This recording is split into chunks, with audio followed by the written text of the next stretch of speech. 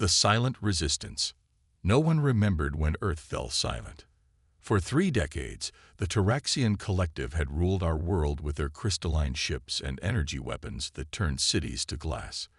They came without warning or mercy, a galactic empire that saw Earth as nothing more than a resource to be harvested.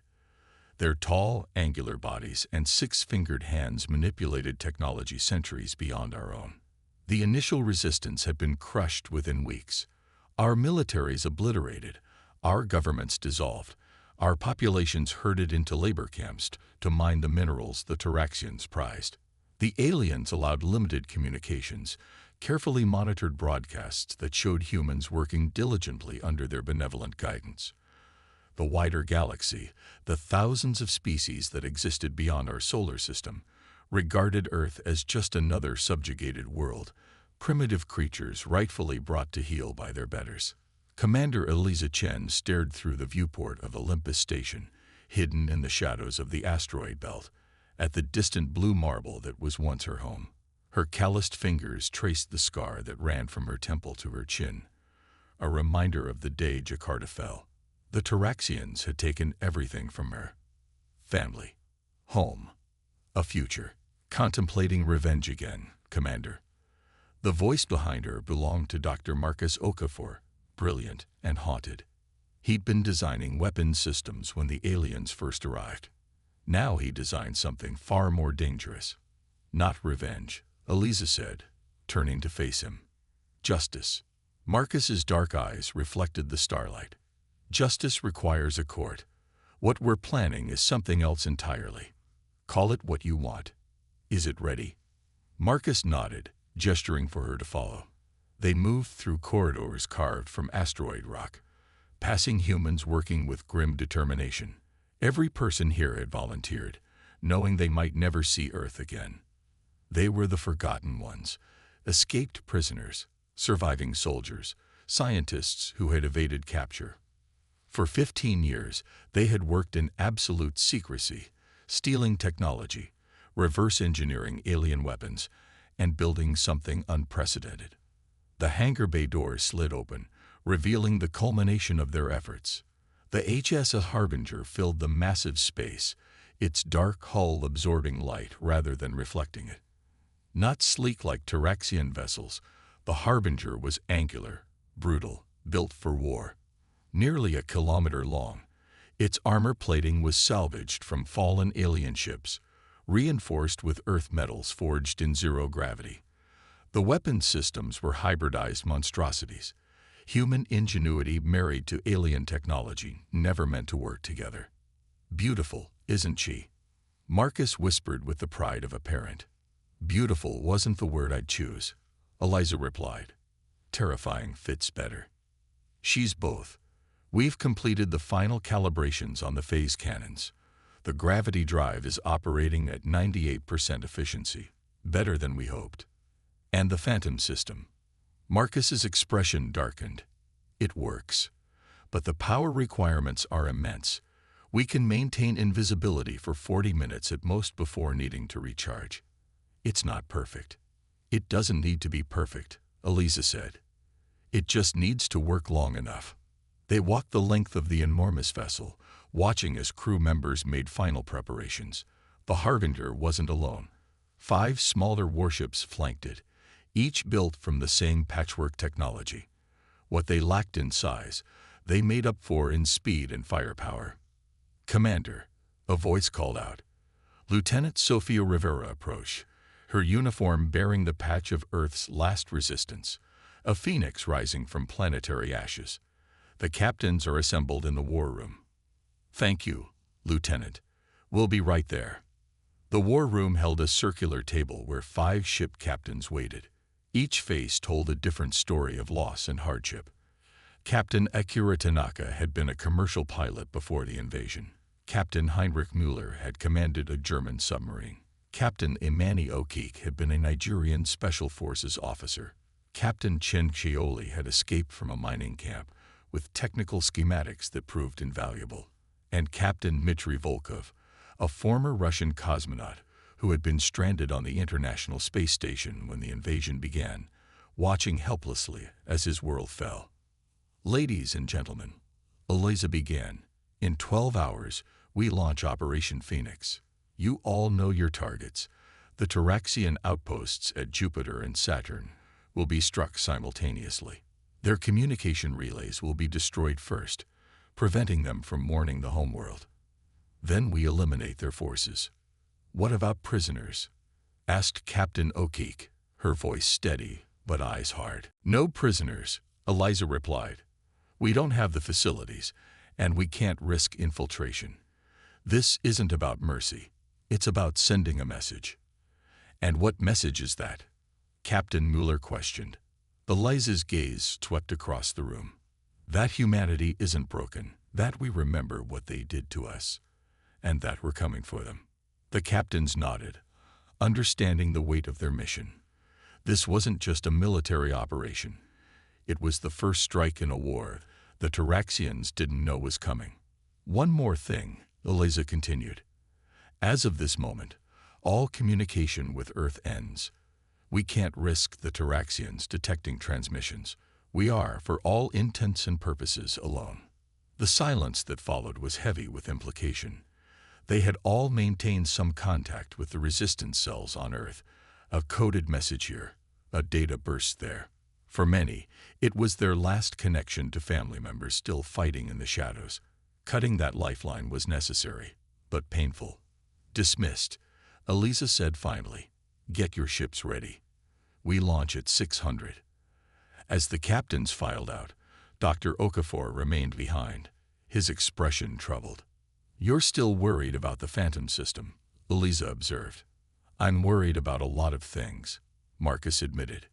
"The Taraxians have ruled for centuries. They've crushed hundreds of species. What makes you think we'll be any different?" Eliza smiled, but there was no warmth in it. "Because they made one critical mistake. They let some of us live." The Taraxian monitoring station orbiting Jupiter was a crystalline structure that shimmered with internal light. 60 Taraxian technicians maintained it, observing the gas giant's storms for scientific research while keeping a watchful eye on the star system. Their defensive capabilities were minimal.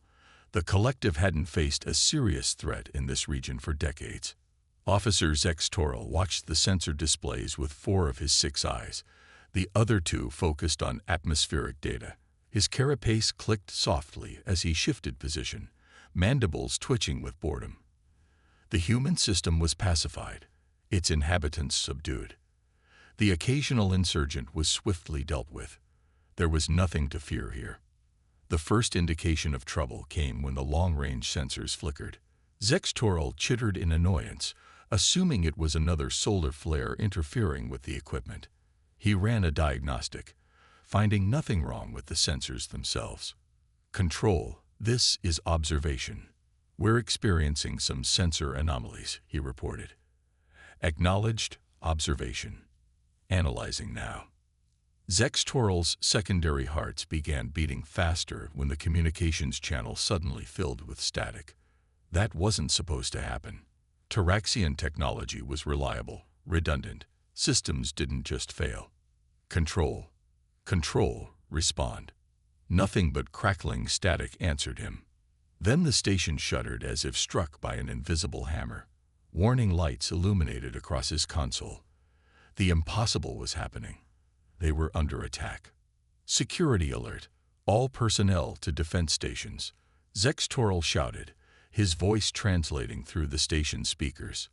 But who could be attacking them? The humans were contained. No other species in this sector had spacefaring capabilities that could threaten a Taraxian station. When the HSS Harbinger decloaked less than a kilometer from the station, Zex Toril's mandibles went slack with shock. The vessel was like nothing he had ever seen. A dark, angular monster bristling with weapons. Its hull bore the markings of Earth, but the technology, impossible. Humans didn't have this capability. "This is Commander Eliza Chen of the Earth Resistance Fleet," a voice transmitted on all frequencies. "For 30 years, you have occupied our world, enslaved our people, destroyed our cities. Today that ends. The Harbinger's main cannon charge, a ball of swirling energy growing at its tip. Zextoral frantically hit the emergency beacon, hoping to warn the homeworld before it was too late. The beam struck with devastating force, cutting through the station's crystalline structure like a knife through flesh. Secondary explosions bloomed in its wake as power systems overloaded. Zextoral was thrown across the observation deck, his exoskeleton cracking from the impact. As his life fluid leaked onto the floor, he washed additional Earth vessels to cloaking, launching fighters that swarmed the station like angry insects. His last coherent thought was one of disbelief. The humans were supposed to be broken, primitive, helpless. They were none of those things. On the bridge of the Harbinger, Eliza watched the Taraxian station break apart, atmosphere venting into space as explosions rippled across its surface. The Jupiter operation was proceeding exactly as planned. Lieutenant Rivera monitored communications from the Saturn Strike Force. Captain O'Keefe reports successful target engagement, Rivera announced. The Saturn relay is down. No distress signals detected. Eliza nodded, feeling neither joy nor remorse at the destruction. This was necessity, not vengeance, though the line between them had blurred long ago. Launch boarding parties, she ordered. I want their data cores, weapons, anything we can use.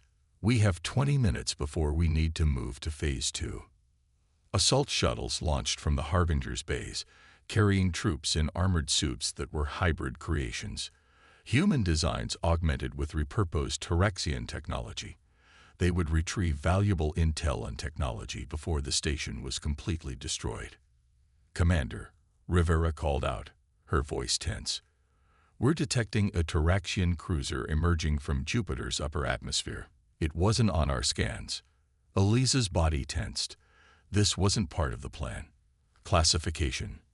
Appears to be a Nexus-class patrol vessel, heavily armed. The tactical display showed the crystalline ship rising from Jupiter's clouds, its weapons powering up. The Taraxians had hidden a combat vessel in the gas giant's atmosphere, a contingency they hadn't anticipated. Recall the boarding parties, Eliza commanded. All ships, Battle Formation Omega. Target that cruiser's propulsion systems.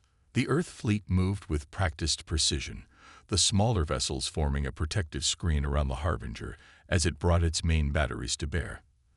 The Taraxian cruiser fired first, lances of energy slicing through space. 2 Earth fighters disappeared in balls of expanding gas and debris. The remaining vessels answered with volleys of hybrid missiles. Earth-built warheads fitted with Taraxian guidance systems that could penetrate shields. The cruiser's defensive systems activated, intercepting most of the missiles, but 3 broke through. They detonated against its shields, creating rippling distortions but not penetrating. Their shields are holding, Rivera reported. Activate the resonance cannon, Eliza ordered. Dr. Okafor, monitoring systems from an auxiliary station, looked up in alarm. Commander, the resonance cannon hasn't been fully tested. The power drain could leave us vulnerable. We don't have a choice, Eliza replied. That cruiser outguns our entire fleet. If it gets a distress signal out, everything we've worked for is lost. Marcus nodded grimly and began the activation sequence.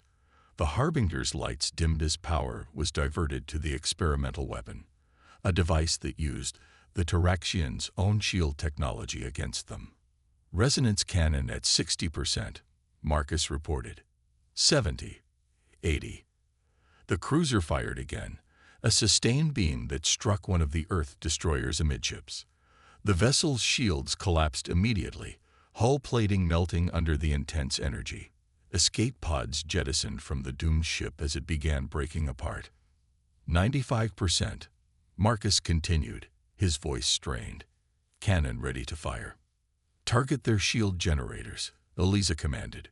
Fire. The Harbinger shuddered as the resonance cannon discharged. No visible beam emerged. Instead, a wave of energy rippled through space, invisible except for the distortion effects it created as it passed through the vacuum. When it reached the Taraxian cruiser, the effect was devastating. The ship's shields began to vibrate at their resonant frequency, amplifying the energy rather than absorbing it. The crystalline material that formed the basis of Tyraxian technology was particularly vulnerable to this attack. The shields didn't just fail, they shattered, sending feedback through the ship's systems.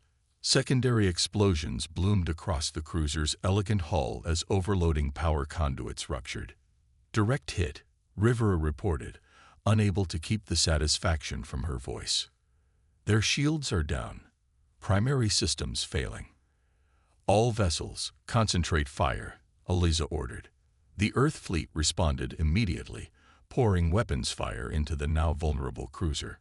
Missiles streaked across space, phase cannons carved glowing furrows in the crystalline hull, and fighters made strafing runs against weapons emplacements. The Tyraxian vessel fought back valiantly, destroying 3 more Earth fighters and damaging a frigate, but the outcome was inevitable.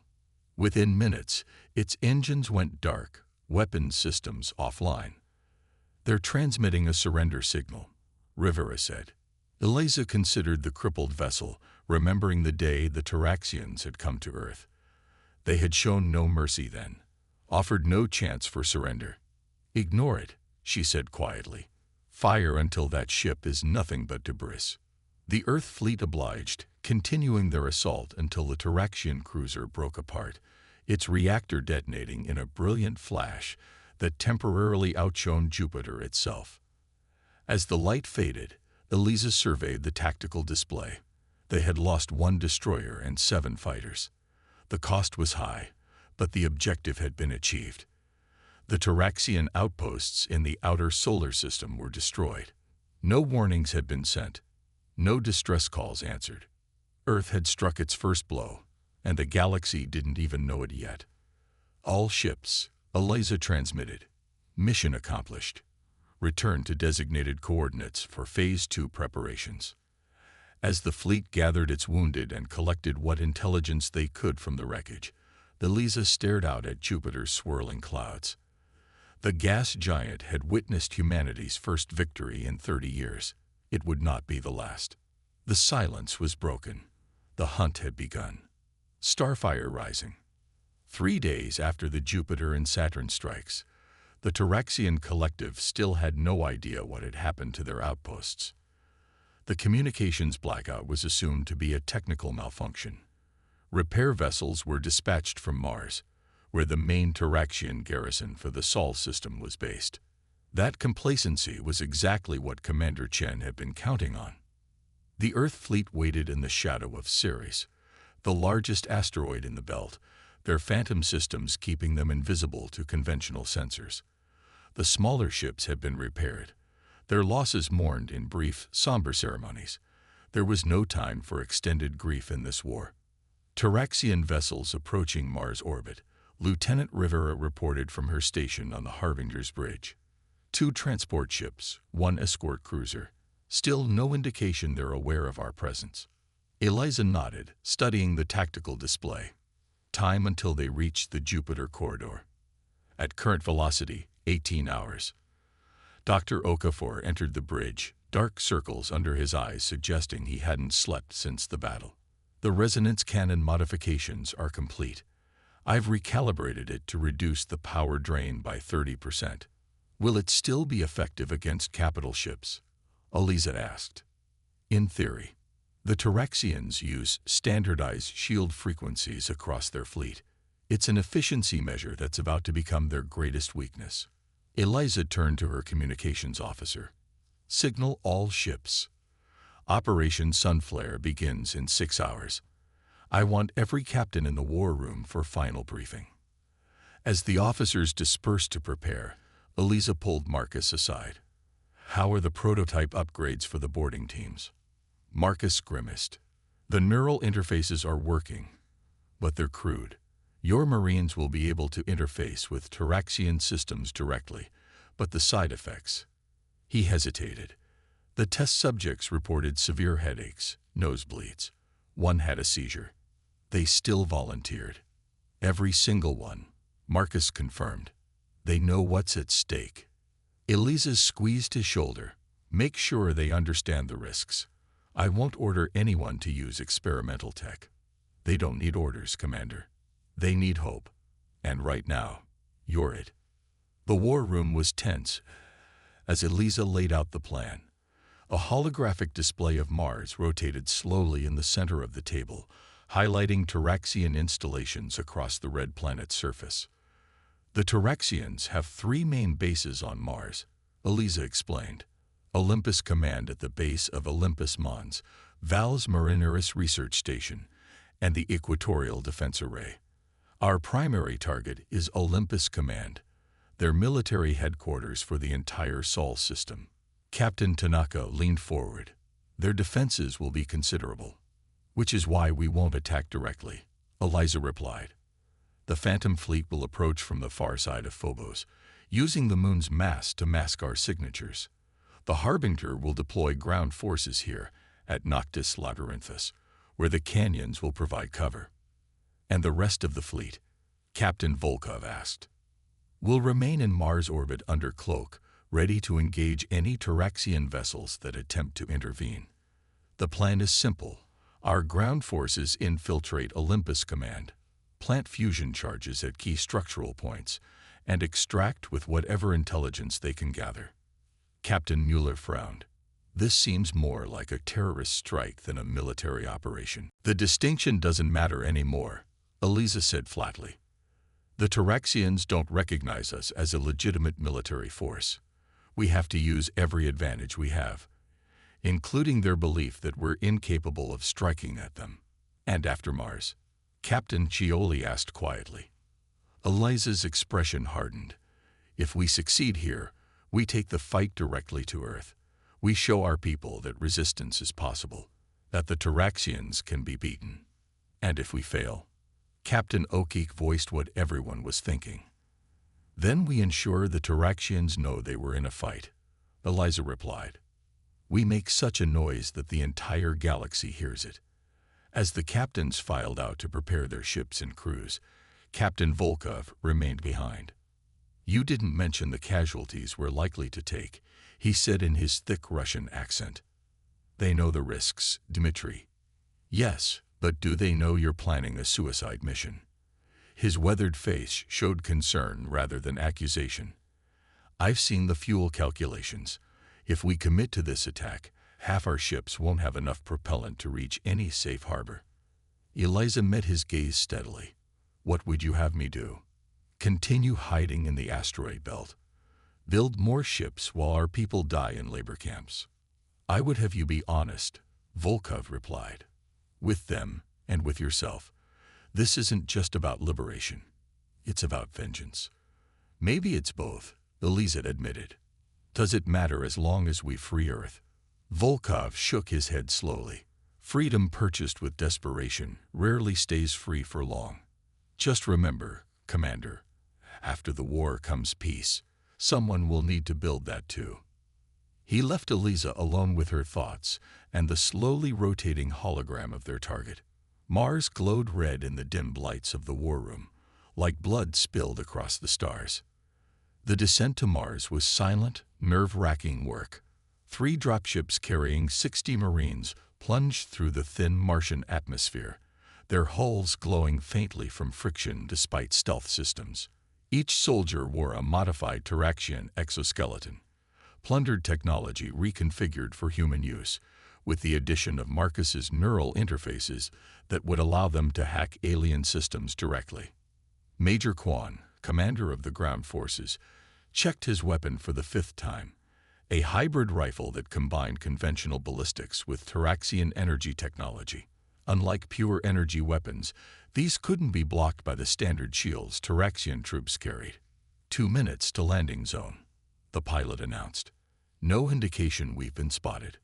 Quan looked at his troops, former soldiers, escaped slaves, even a few who had been children when the invasion came. Their expressions were grim but determined behind their helmet visors. Remember your training, Quan said over the squad channel. Move fast, stay quiet, plant the charges, and extract. We're not here for a prolonged engagement. The dropships touched down in a narrow canyon, kicking up red dust that briefly obscured the viewports. As it settled, the landscape of Mars came into view. Rust-colored rocks stretching to distant cliffs under a pale pink sky. The Marines deployed rapidly, setting up a perimeter while combat engineers unloaded the fusion charges.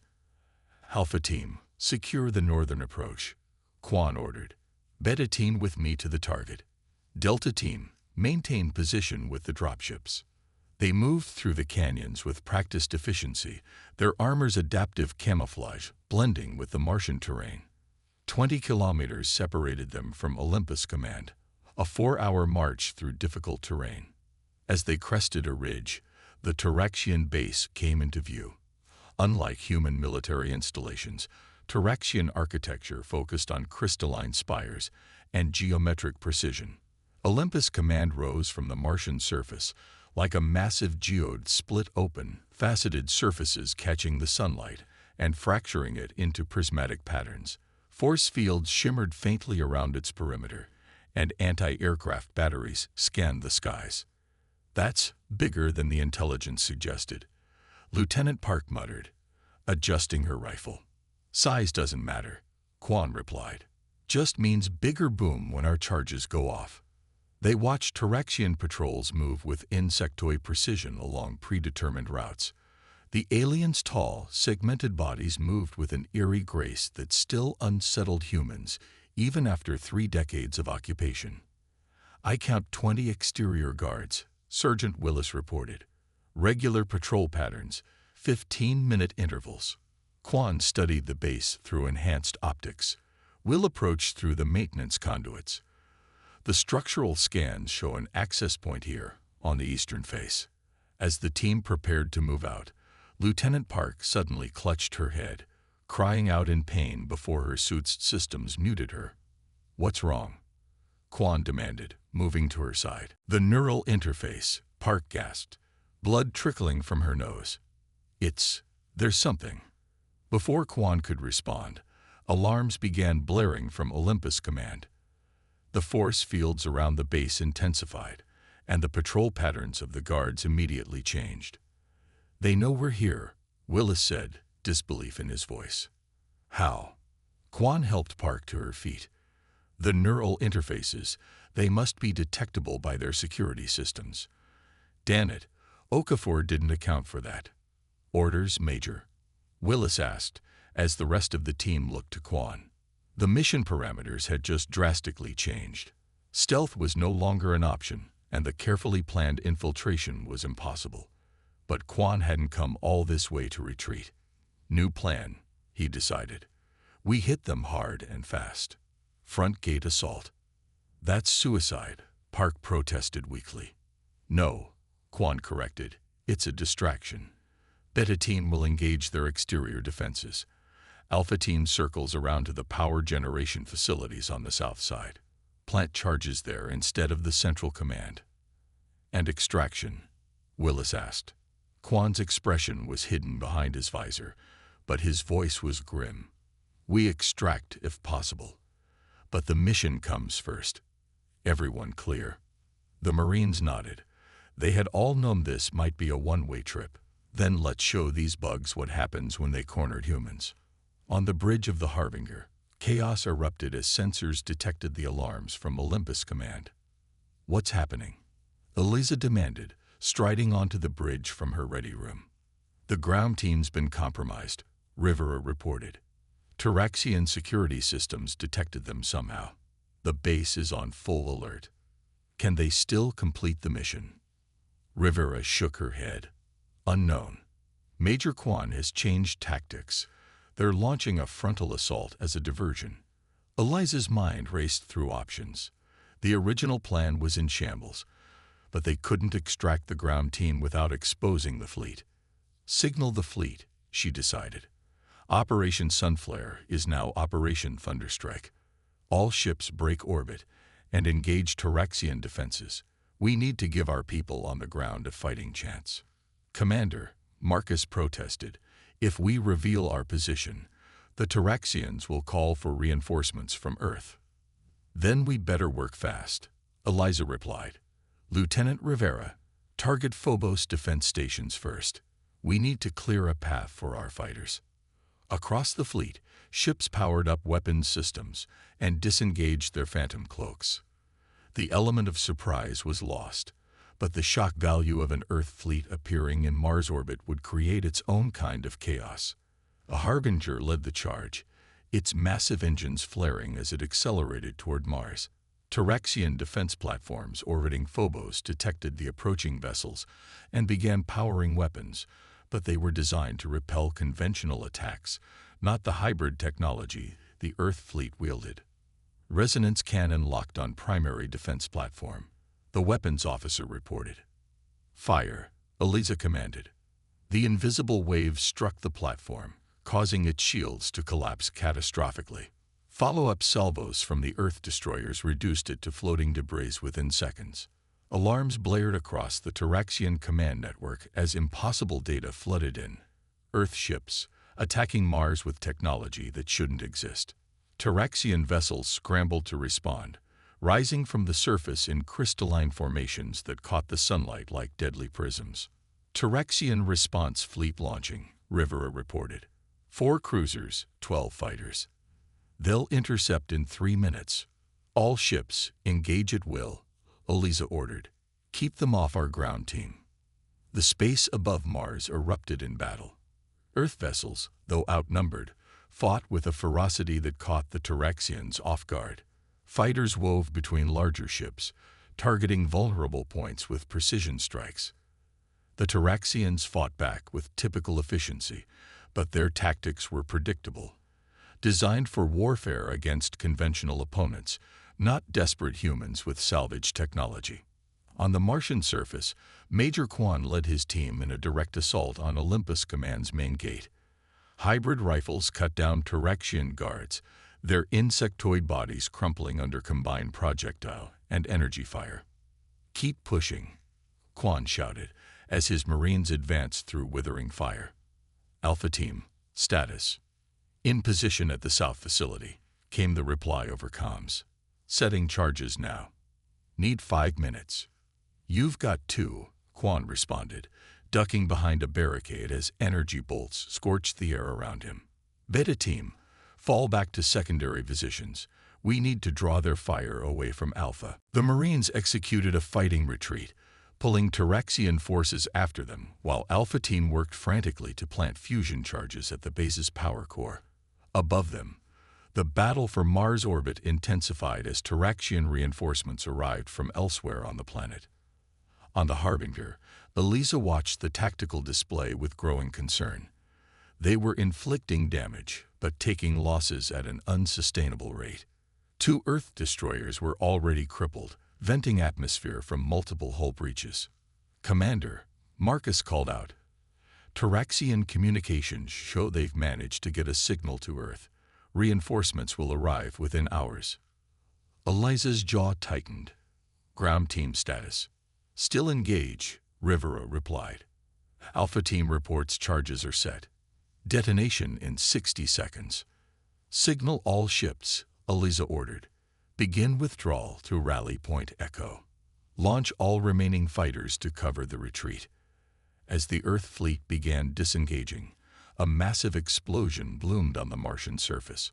The southern section of Olympus Command collapsed in on itself as the fusion charges detonated, the crystalline structure shattering like glass.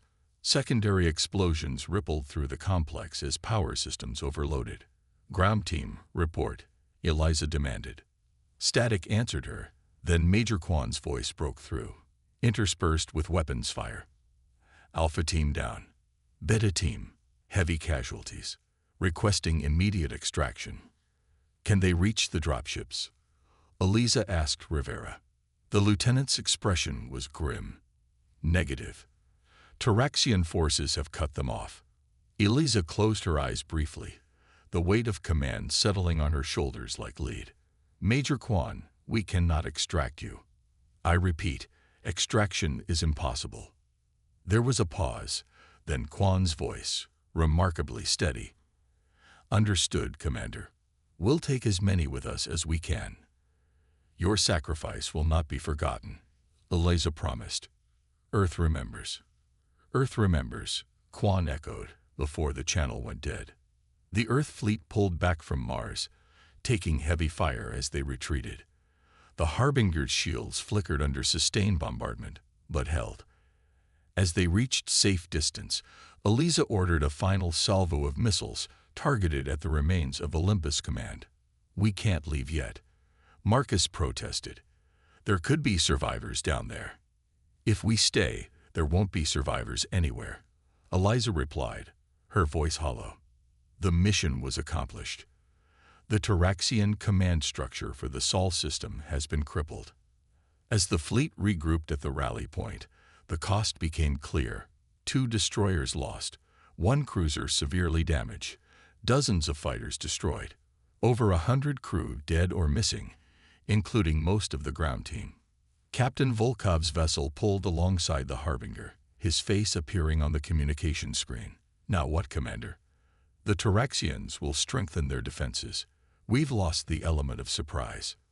We've gained something more valuable," Eliza countered. "The knowledge that they can be hurt, that they bleed just like us. And Earth. The reinforcements from the homeworld will arrive soon." Eliza's expression was cold determination. "We go where they don't expect us. While they focus on Mars, we strike at their supply lines between Venus and Mercury. We bleed them slowly, make them commit more forces to protect their installations, and when they're spread thin enough, we take back Earth." Volkov finished. "One battle at a time, old friend," Eliza said. "Have all ships make ready for jump to the Venus corridor. We're not done fighting yet." As the Earth fleet disappeared into the darkness of space, news of the attack spread through the Taraxian Empire like wildfire. For the first time in centuries, the collective faced an enemy that couldn't be easily crushed. Reports reached their homeworld of human vessels wielding impossible technology, of guerrilla strikes against their supposedly impregnable bases. In the labor camps on Earth, whispers spread of resistance, of human ships fighting back. Guards noticed a change in the demeanor of their prisoners. Heads held higher, eyes burning with something that looked dangerously like hope. The silence was broken. The war had truly begun. On the Harbinger, Eliza stood alone in her quarters, looking at a worn photograph of Earth taken from space before the invasion. The blue marble, wrapped in white clouds, home to billions of lives. For 3 decades, that home had been under occupation. Today, they had struck the first real blow toward liberation. A knock at her door interrupted her thoughts. Marcus entered, carrying data tablets. "The analysis of the Taraxian communications we intercepted during the battle," he explained. "Most of it is tactical data, deployment patterns, security codes. But there's